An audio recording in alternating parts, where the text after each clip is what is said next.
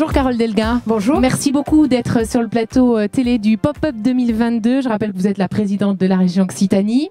L'une des ambitions de ce Pop-Up cette année, c'est de mettre en lumière les actions qui sont réalisées par les entreprises pour répondre aux enjeux de la transition écologique. L'occasion, puisque vous êtes là, de revenir avec vous sur les projets d'infrastructure de la région et sur votre politique en termes de transition écologique. Qu'est-ce qu'il faut qu'on en retienne ? Il faut qu'on en retienne que nous avons toujours été très volontaires pour la question des travaux publics et du bâtiment. Nous avons été la première région à lancer un plan Marshall de soutien aux bâtiments et aux travaux publics. Tout d'abord par la commande publique. Sur ce mandat, c'est quasiment 6 milliards qui vont être investis par la région Occitanie. Et nous sommes donc donneurs d'ordre, bien sûr, sur les lycées, sur des musées, mais également sur la question des travaux publics. Bien sûr, c'est le ferroviaire. Et donc c'est aussi bien des petites lignes d'aménagement du territoire dans les Pyrénées, dans le Massif central, que les deux grandes LGV, Toulouse-Bordeaux ou Montpellier-Perpignan.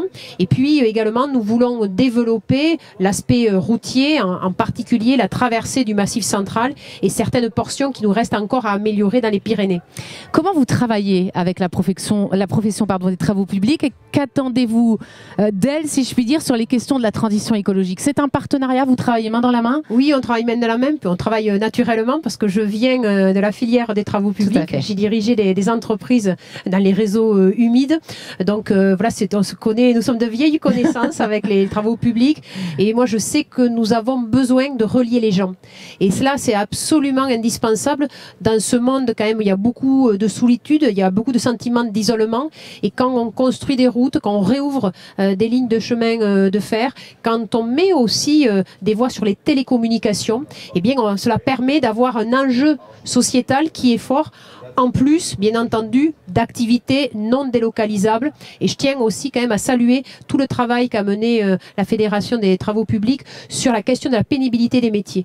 Parce que moi qui viens de ces entreprises, il y a de ça 20 ans, quand mes gars étaient dans les tranchées, je voyais à quel point c'était pénible, à quel point c'était dur. Et il y a eu un gros travail. Et moi, le message que je veux passer à la jeunesse, c'est ces métiers des travaux publics, ils sont formidables. Ils vous permettent d'avoir une vraie évolution de carrière avec une bonne rémunération.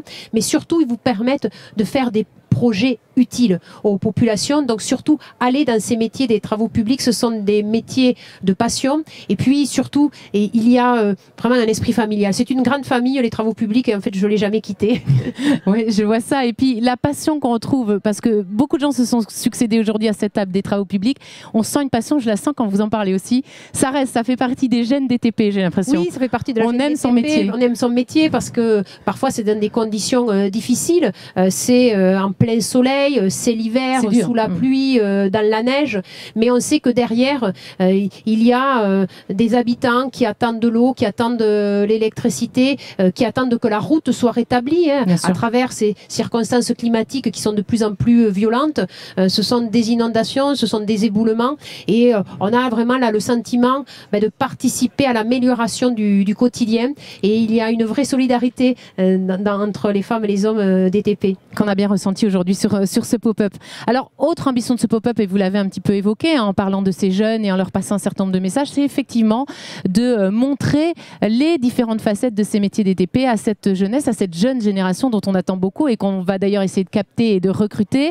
La formation, les jeunes, c'est aussi bien sûr l'un de vos domaines de prédilection. Dans ce domaine, très précisément, là encore, qu'est-ce qu'on doit retenir des actions de la région? Alors, nous formons plus de 3200 jeunes chaque année en Occitanie. Nous sommes la 4e région pour les travaux publics. Et surtout, ce que nous voulons démontrer, c'est que ce sont ces métiers-là, des métiers d'avenir, bien sûr pour la progression de carrière, mais également par rapport à l'empreinte écologique. Il y a énormément de progrès qui ont été faits. On voit bien que la question des bitumes sont de plus en plus dans le cadre de l'économie circulaire, c'est-à-dire on utilise des gravats, des déchets pour refaire du bitume. On réfléchit aussi au fait que les revêtements ne soient pas complètement imperméables parce qu'il y a besoin de la pénétration des pluies dans les sols. C'est vraiment tout un sujet qui est très fort sur par exemple la question de la pollution des sols où maintenant il y a des process très très innovants que j'ai découvert d'ailleurs lors de ce salon pop-up.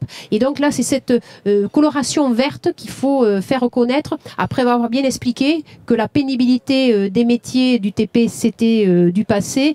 Et il y a vraiment une action forte sur les mobilités du futur qui sont possibles grâce aux travaux publics. Alors, quand on parle de transition écologique, ce sera ma dernière question, après je vous libère. On parle beaucoup d'opportunités, de business.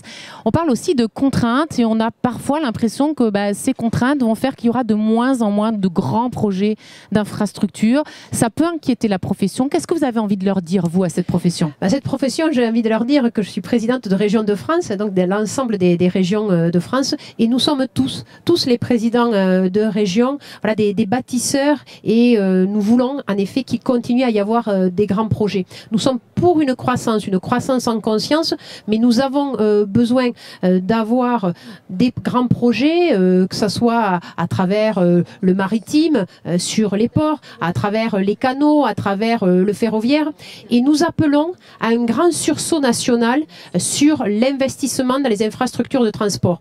Bien sûr, nous avons besoin que l'Europe lance ce grand projet sur les infrastructures ferroviaires, et nous demandons également au gouvernement de doubler le budget pour les infrastructures ferroviaires. Donc c'est bien indiqué que nous sommes vraiment en volonté à côté des acteurs des travaux publics pour que des projets qui sont bien sûr durables, parce que cela permet de relier les populations, cela permet également de gagner en compétitivité pour les entreprises, et nous savons donner des compensations parce qu'en fait nous renaturons certains espaces, c'est-à-dire des friches industrielles, des friches commerciales, ou même plein de petits projets, c'est-à-dire les cours d'école. Nous sommes toutes et tous mobilisés pour arrêter à une imperméabilisation complète. Donc, c'est-à-dire les grands projets sont possibles parce qu'il va y avoir des mesures compensatoires de reconquête de friches industrielles, de renaturation de certains espaces. Donc, ça nous demande d'être inventifs, mais dans le domaine des TP, on a cette qualité-là. Je crois que c'est le moins qu'on puisse dire. Merci beaucoup, Madame la Présidente. Je vous libère, vous êtes attendue à la plénière. Merci beaucoup. Merci.